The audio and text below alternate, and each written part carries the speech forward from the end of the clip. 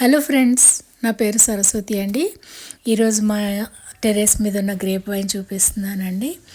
మొదట్లో నేను నేలలో పెట్టానండి. దానికి ఎండ సరిగా తగలక సరిగ్గా పెరగలేదన్నమాట. అప్పుడు నేను పాట్లో వేసి దాన్ని అంటే కనీసం ఒక 3-4 అడుగులు పెరిగే వరకు దాంట్లో పెంచి అప్పుడు మళ్ళీ నేలలో పెట్టానండి. అప్పుడు దానికి అది ఎండ తగిలి అలా జాగ్రత్తగా అలా పైకి వచ్చిందనమాట. ఈ రీసెంట్గానే పైన పందిరి కూడా వేయించామండి. ఇప్పుడు ఈ గ్రేప్ వైన్ కోసం దానికి ఎంత ఖర్చు అయిందో తెలుసుకోవాలనుకుంటే నాకు మెసేజ్ పెట్టండి, తప్పకుండా కమెంట్స్లో నేను షేర్ చేస్తాను. ఇదేమో గ్రేప్స్ ఇప్పుడు కాస్తున్నాయండి. లాస్ట్ ఇయర్ కూడా కొద్దిగా కాసాయి, కానీ మేము ఎప్పుడు తినటానికి అవ్వలేదండి, పిట్టలు తినేసాయి అనమాట. అందుకని నేను ఎక్కువగా టేస్ట్ చేయలేదు. ఏదో ఒక్కటి మాత్రం తిని చూశాను, చాలా తీగా ఉంది. ఇవి నల్లగా అవ్వలేదండి, బర్గండీ కలర్లోనే ఉంటున్నాయి అన్నమాట. ఇప్పుడు పచ్చిగా ఉన్నాయి కదండి, ఇప్పుడు తింటే చాలా పుల్లగా ఉంటాయి అన్నమాట. మంచిగా కలర్ వచ్చి అవి బాగా పండితే కనుక చాలా తీగా ఉంటాయి అన్నమాట. చాలా బాగుంటాయి తింటే. కానీ గింజ ఉందండి, అమెజాన్ నుంచి తెప్పించుకున్నాను. అప్పుడు వాళ్ళు సీడ్లెస్ అనే ఇచ్చారండి, కానీ గింజలు ఉన్నాయి. టేస్ట్ మాత్రం చాలా బాగున్నాయండి.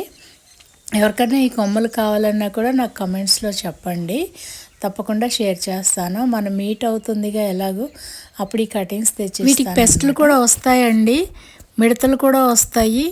మనం చూసుకుంటూ ఉండాలన్నమాట. లీవ్స్ కింద మనం స్ప్రే చేస్తూ ఉండాలి. ఇప్పుడు నేను నెట్ ఉండడం వల్ల నాకు స్ప్రేయింగ్ ఈజీగా ఉందండి. లేదంటే మాత్రం కొంచెం మనం క్రీపర్ని కొంచెం పైకి ఎత్తి మరీ ఆకులు అడుగున స్ప్రే చేయాల్సి ఉంటుంది. రస్ట్ అనేసి మన అంజీర్కి వస్తుంది చూసారు, అట్లా దీనికి కూడా వస్తుంది. ఎల్లోగా ఆకులు అయిపోయి రాలిపోతూ ఉంటాయి అన్నమాట.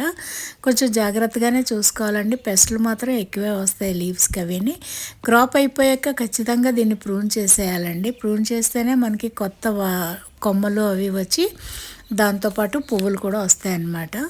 ఇది సీజనల్ కాదండి, మనం క్రాప్ అయిపోయి కట్ చేస్తూ ఉంటే అలా మళ్ళీ కొమ్మలతో పాటు పూలు వచ్చి పళ్ళు కూడా వస్తాయన్నమాట. మనకి పెంచుకోవడం ఈజీయేనండి, మరీ కష్టమేమీ కాదు. కానీ నేల కొంచెం ఉన్నా కూడా నేలలో వేస్తేనే బాగా పెరుగుతుందండి.